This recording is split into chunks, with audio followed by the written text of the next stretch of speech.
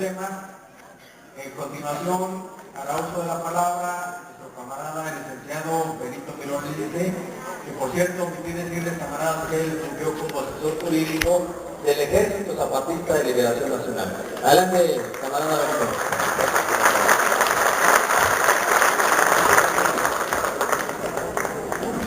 Gracias, muy buenas tardes a todas y todos. Nos da mucho gusto compartir esta mesa, este auditorio con las compañeras y compañeros del Sindicato Mexicano de Electricistas, en particular con los jubilados, y un saludo fraternal en nombre del Frente Popular de la Ciudad de México. Bueno, yo más que llamarle reforma política del DF, le llamo la mentira constitucional. Ahora voy a exponer por qué estamos llamando una mentira constitucional. Qué bueno que el maestro hizo toda la referencia histórica, porque es muy importante que estemos bien informados y que tengamos claridad de cómo se ha venido desarrollando la vida política del país y en particular de la Ciudad de México.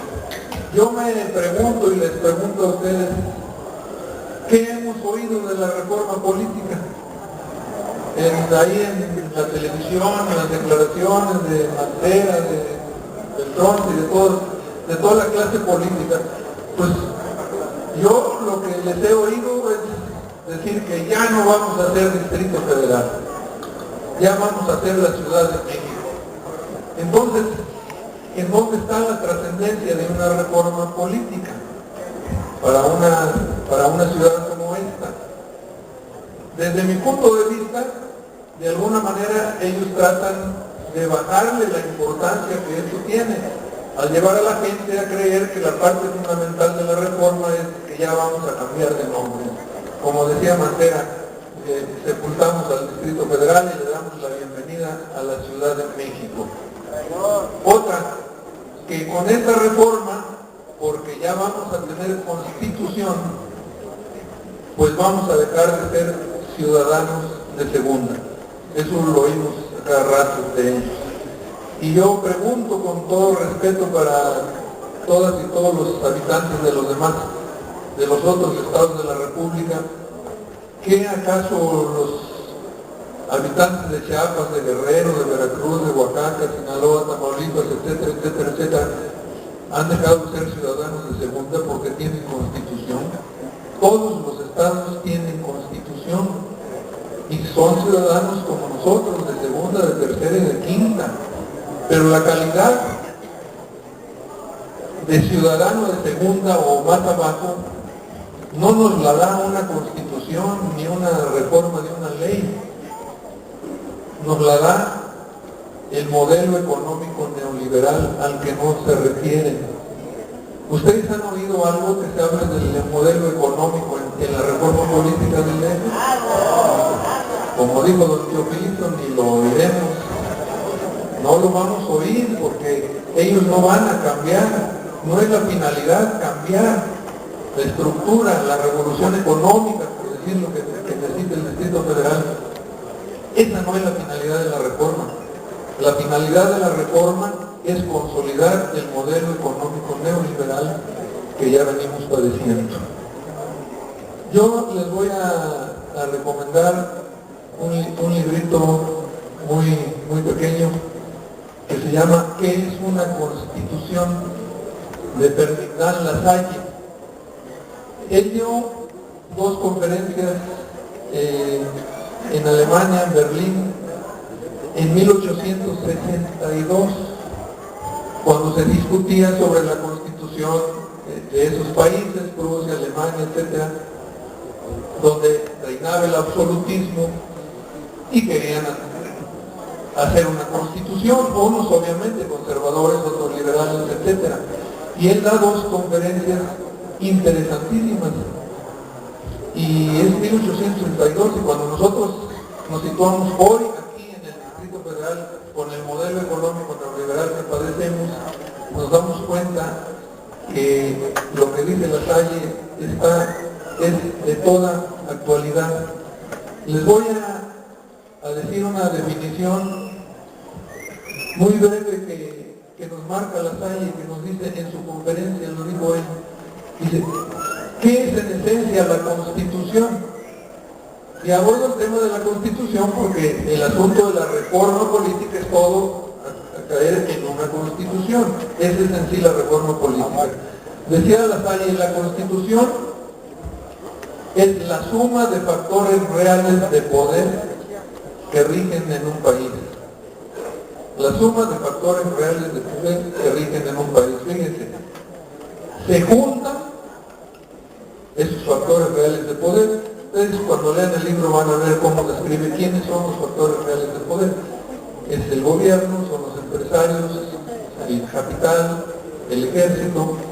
Y también dice, un factor real de poder importantísimo es el pueblo, es la gente con un problema, que los factores reales de poder pequeños de la élite están organizados y tienen las armas y tienen el ejército.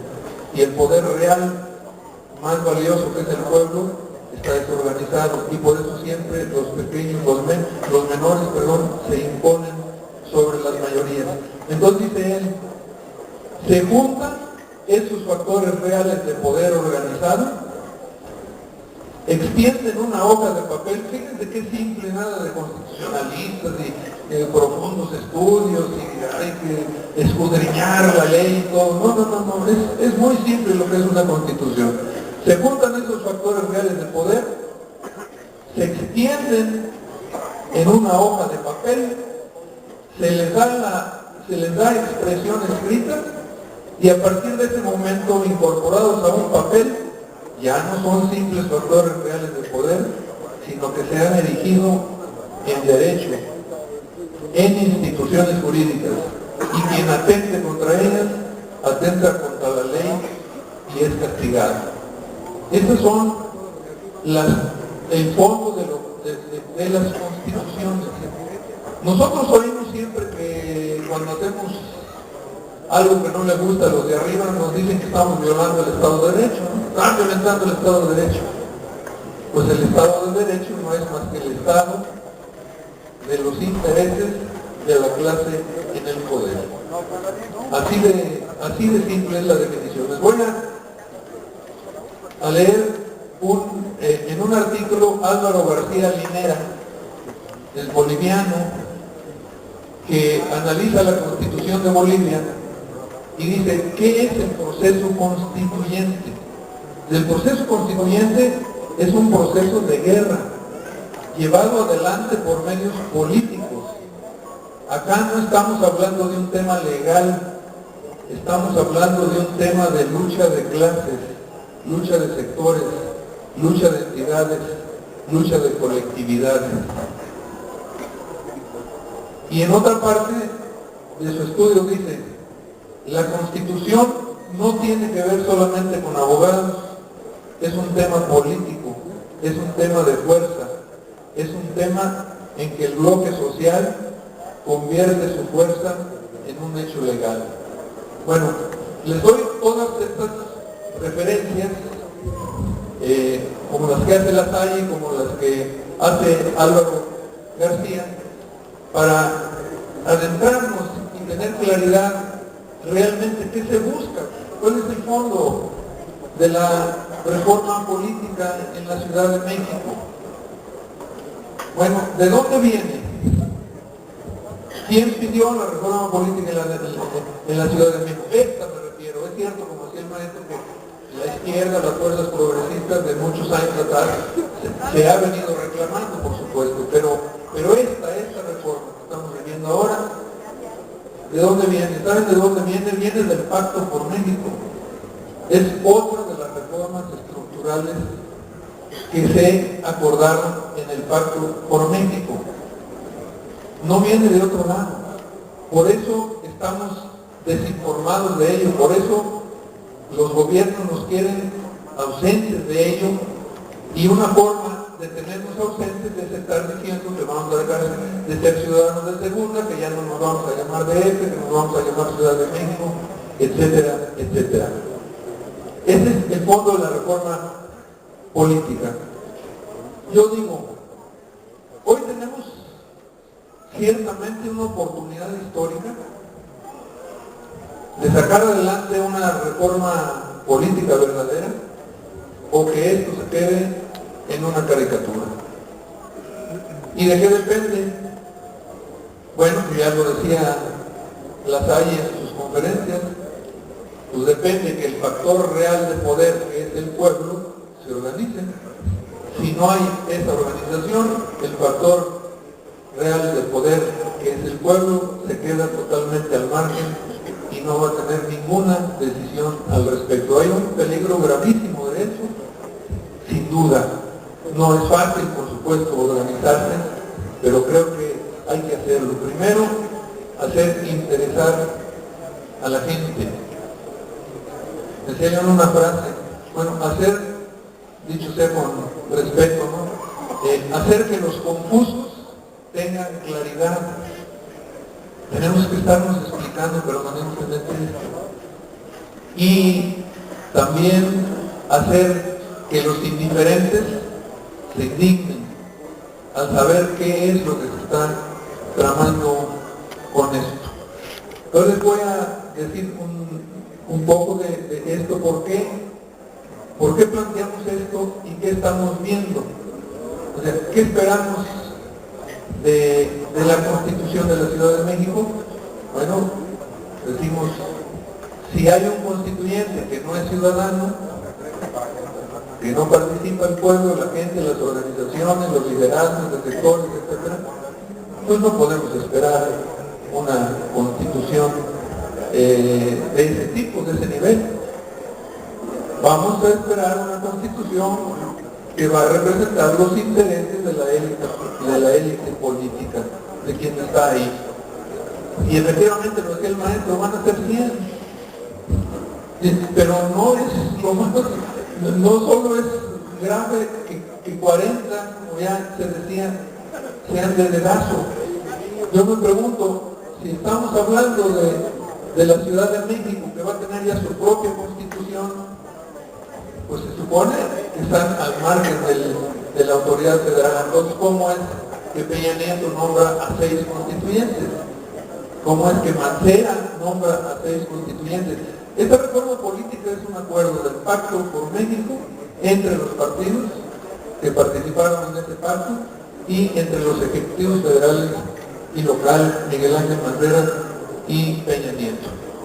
Esa es la realidad, nosotros la estamos viendo y van caminando juntos hacia un mismo objetivo. ¿No? Tenemos que decirlo con claridad. ¿Qué estamos viviendo hoy en la Ciudad de México?